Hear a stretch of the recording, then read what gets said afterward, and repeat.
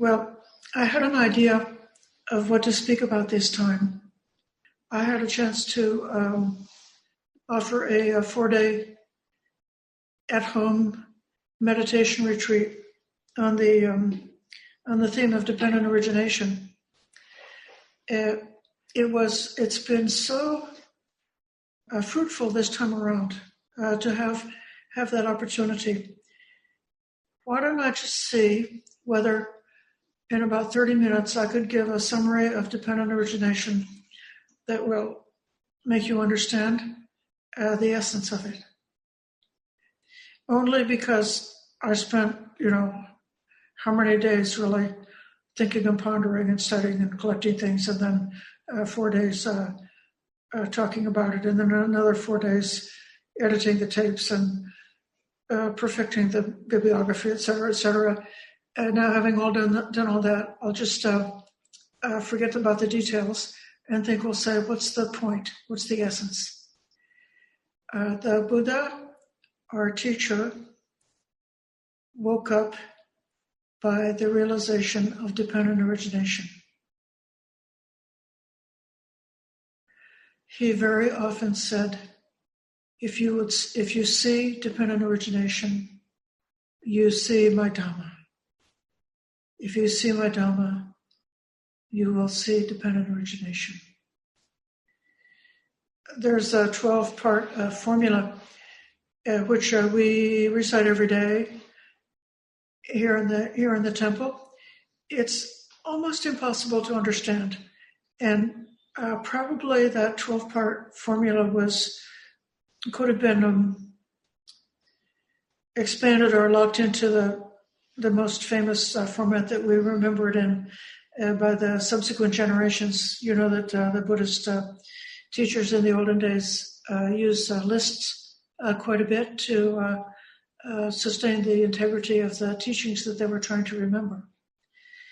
But in the essence, the arising of dependent origination is about dukkha, why we suffer, and how suffering works, how suffering arises.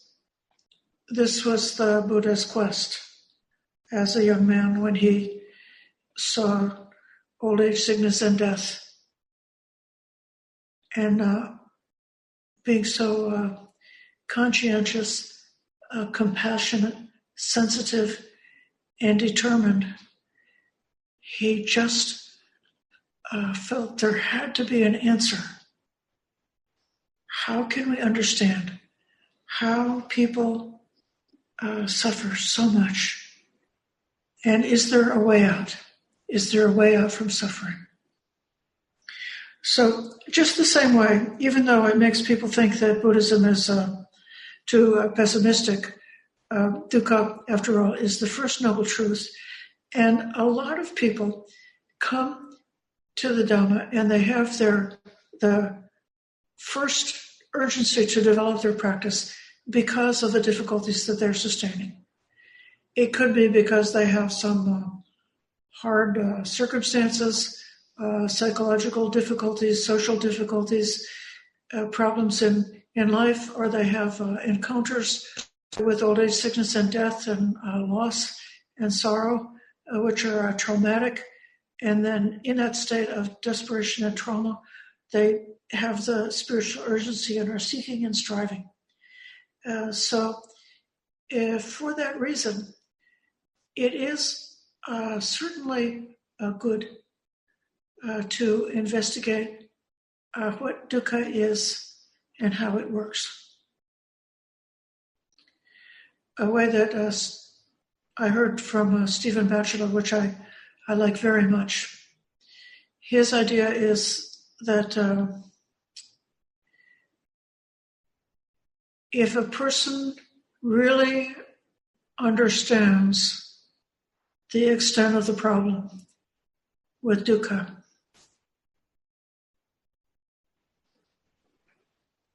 the mind would naturally let go of craving. Why would you crave for what's dukkha? You wouldn't crave it.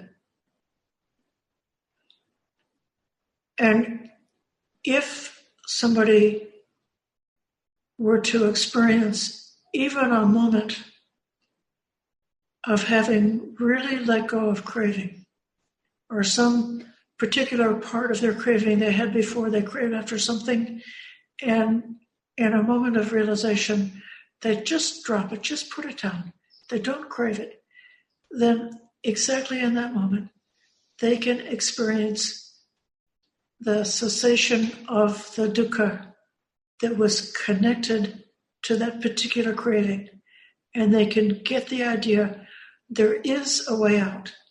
It's not necessary to always be trapped in a trap and stuck in an abyss. There is a way out of it. And then if you have that experience a little bit, then you may gain a lot of interest and enthusiasm to see how far we can go with this and how well we can understand peeling the onion and getting layer after layer of the things that we suffer over, the things that we are actually still attached to, the things that we actually are still craving after, and can we, layer by layer by layer, let go of them to come towards the unconditioned, the state that's really free, that's really out of that prison. And that would be the fourth noble truth, which is the path leading to the end of craving, to the end of dukkha. I think that the aspect of dukkha or suffering that the Buddha saw, I'm going to put it under 4 points. And so if you want to practice the way I did, I know everybody doesn't have come to the Dhamma by the same path.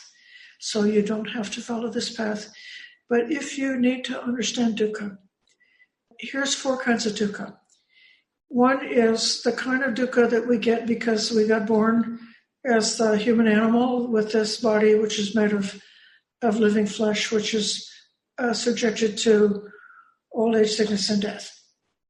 So it's all of the pain and suffering and the burden of having a physical body, having the necessity of taking care of that body, making so many efforts to keep the life going and to get our life into some kind of a state of comfort and safety, and all of the efforts that we make are continuously falling apart.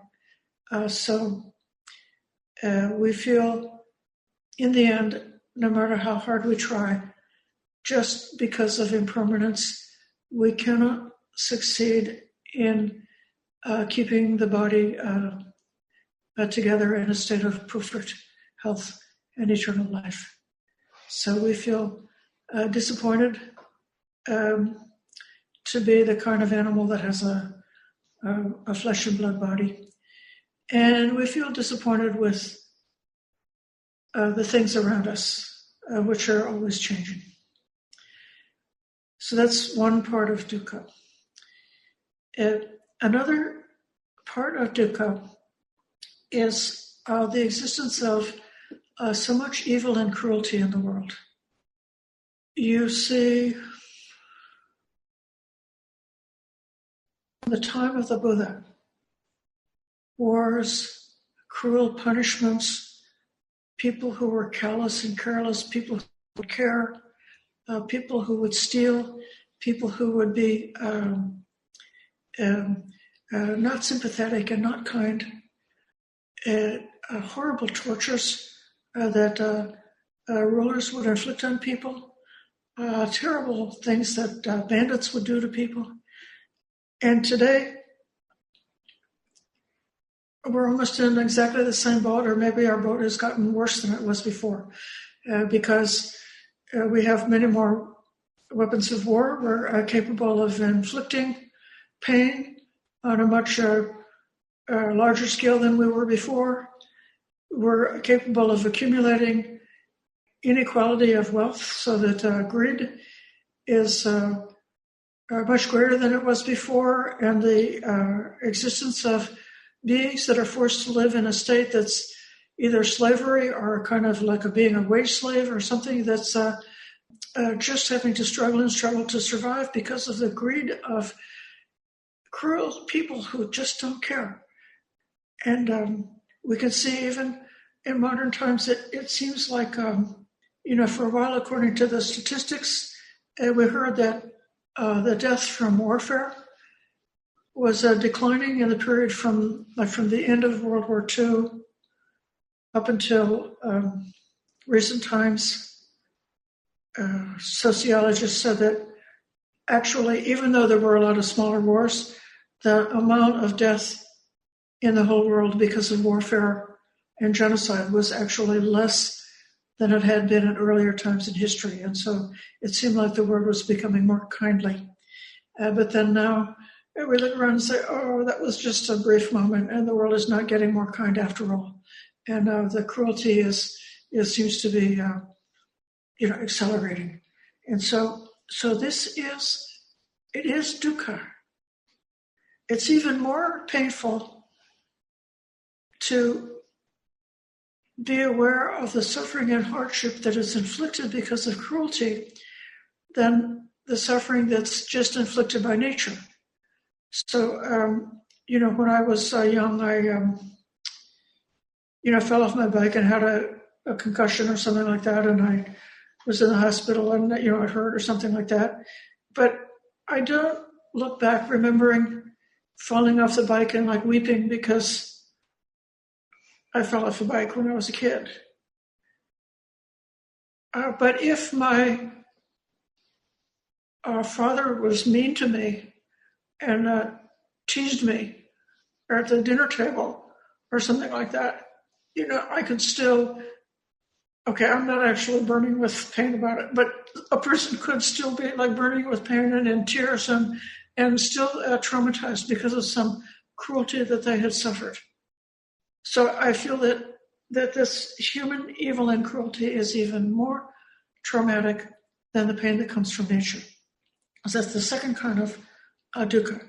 And then the third kind of dukkha is the weariness that we feel with going on the round of rebirth again and again, having to go through birth, old age, sickness, and death, and then coming around to another birth, old age, sickness, and death, not knowing how to get off the merry-go-round, or even just seeing a sort of the futility of this life.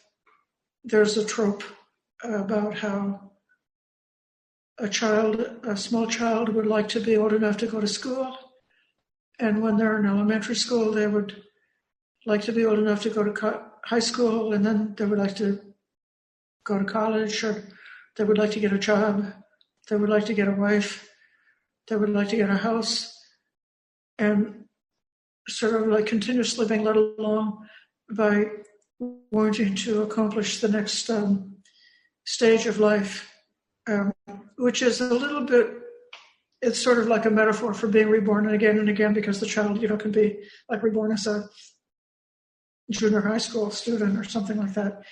And then the culmination of this joke is that after they have accumulated enough wealth to take care of their family and their children, and kept their job and managed to save enough money to have a comfortable retirement, then if they're really lucky, they can get into a good nursing home and get a good hospice care at the end of their life. So going from state to state, but if that was the sum of our aspiration, we can see how futile it is. And so there's this suffering of the realm, this weariness with rebirth again and again. And then sort of on the other side of that is what's called, what I call existential anxiety, where naturally the way we are wired together, most people have the idea that they exist, they're alive, and they exist. I am somebody. And then when we face up to the reality of death and separation, this brings up the most profoundest fear of all, the fear of having the self to be erased. And even if one has studied the Dhamma or had some insights about the way that the self is something that's just sort of like a fabrication of the mind, nevertheless, if somebody is choking you and you can't breathe, you want to be able to breathe. You want to be able to exist. And it's to soothe this existential anxiety that there come about the two kinds of craving that the Buddha teaches about, called bhavatanha, the craving for existence, and vibhavatanha, which is translated as craving for non-existence. Just this recently, while I was studying about dependent origination, I came across a wonderful alternative way of thinking about vibhavatanha. This is coming from Nagarjuna as it's explained by J. Garfield. So the idea is the craving for existence, the bhavatanha, is typically expressed in terms of wanting a heavenly existence. So one could go to an eternal, pleasant realm and enjoy a lot of pleasures in heaven. So you go where everything that you see is pleasant and beautiful, what you taste, touch, hear, and smell are also beautiful and pleasant, and even your thoughts are so beautiful and pleasant while you're in heaven. And so the idea of having a heavenly rebirth, that's the bhavatanha. And then this is an interpretation of Nagarjuna, that the vibhavatanha is imagining that there could be a state that doesn't have any more becoming. So we know that always, like as we go through this life, we're always in a flow of conditions, and because of this flow of karma and the flow of conditions, we're always becoming something. So the little kid is becoming the student, and the student is becoming the high school student, becoming the college student, and just always becoming something else. And so they want to stop the merry-go-round and get off, but they imagine that there is a state of existence where there is a self which goes into this kind of suspended animation, that there is no more becoming. So a self in an existence which has no more becoming, no more round of samsara, no more birth. And, the Buddha definitely looked into this, and he, if he had been able to validate that this was possible, maybe he would have tried it. But it's not possible because there's no self. There is not any such state that has an existence with no flux or flow in it that still has a self. And if somebody strives for that, all they do is they get themselves into maybe a very quiet, extremely peaceful, immaterial realm where they can stay for 84,000 eons and then fall back into a different realm.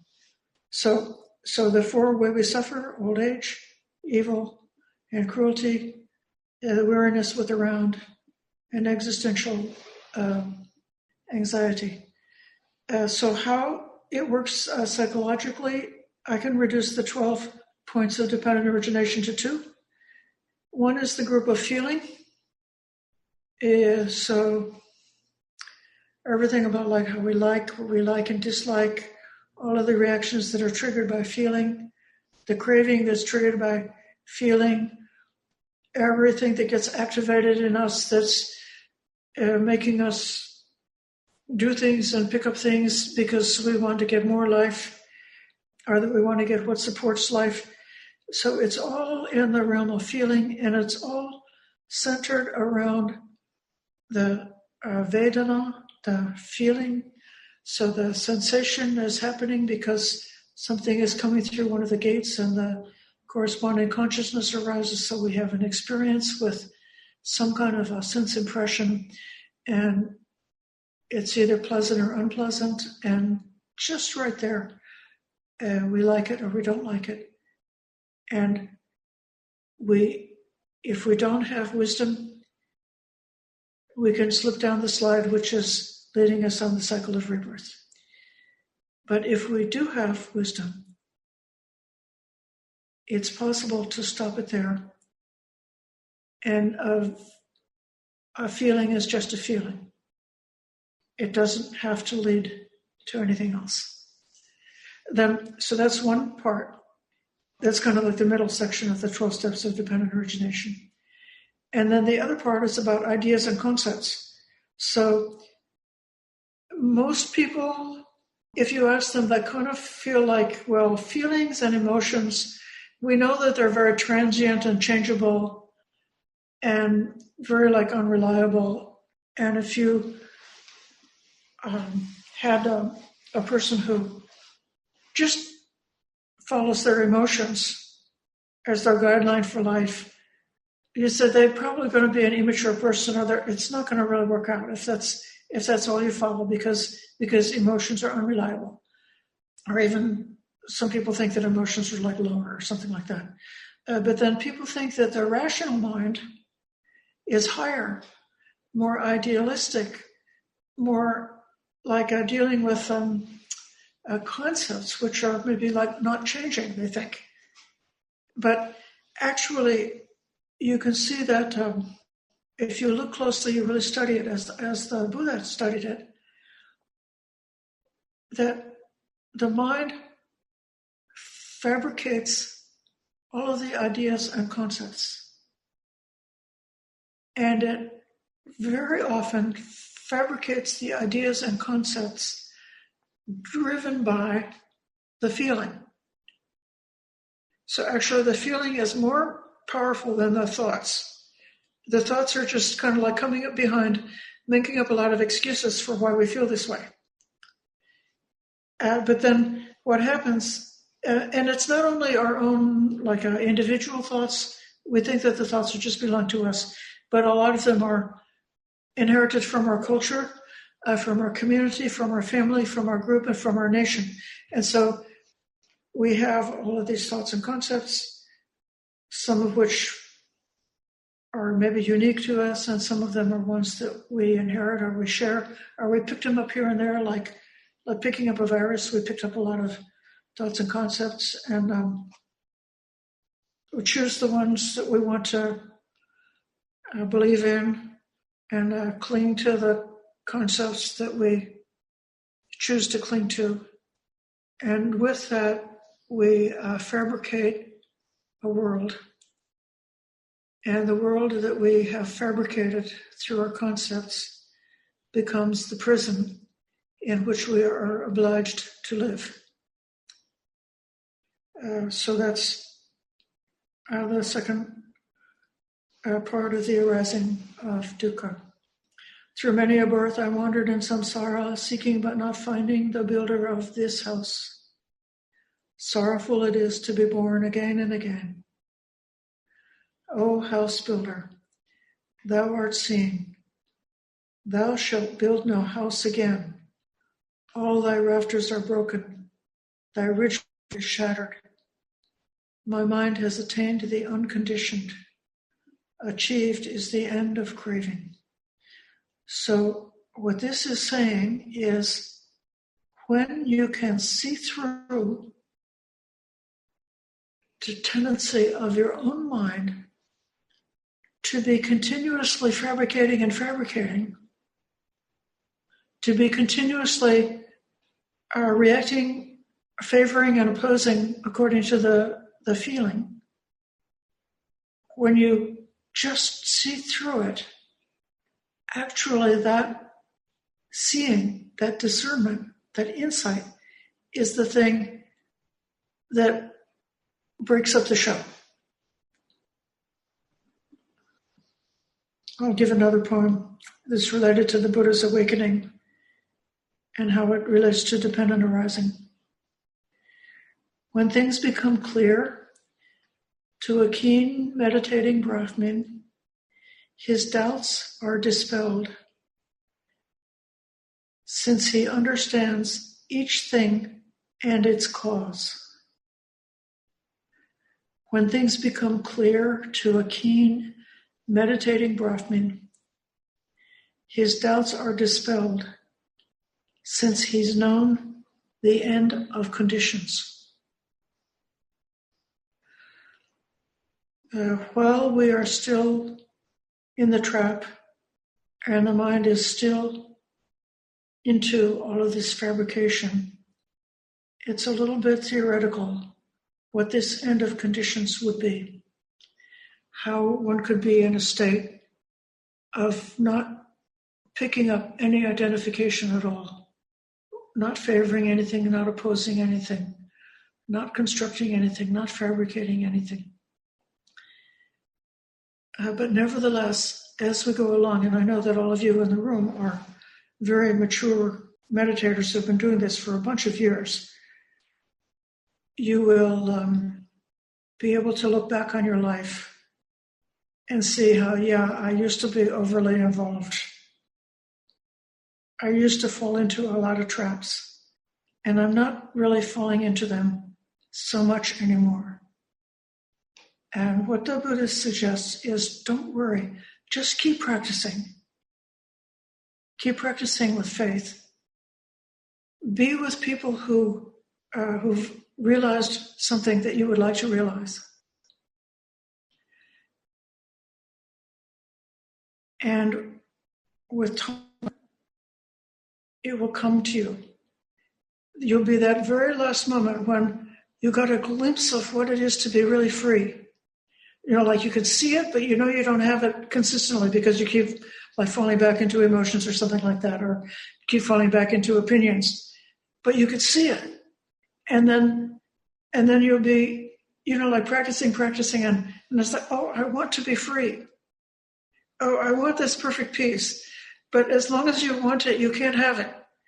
Then, there's going to be something in your practice when you just forget about wanting anything and you just practice, and then big pieces of this clinging and craving and concoction of fabrications of delusions just falls away.